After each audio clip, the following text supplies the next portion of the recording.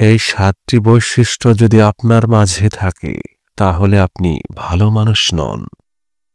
আপনার মধ্যে যদি এমপ্যাথি না থাকে,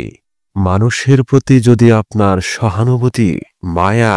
দরদ কাজ না করে, আপনি যদি ঘন ঘন মিথ্যা কথা বলেন,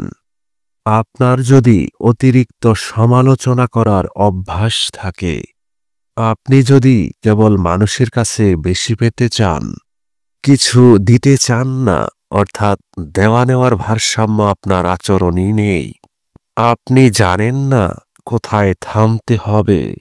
সবসময়ই ভিকটিম সাজেন আপনি, অর্থাৎ সবসময় অন্যের দোষ, আপনার নিজের দোষ বলে কিছু নেই, এমন স্বভাব যদি আপনার থাকে, আপনার মধ্যে যদি আত্মসচেতনতার অভাব থাকে,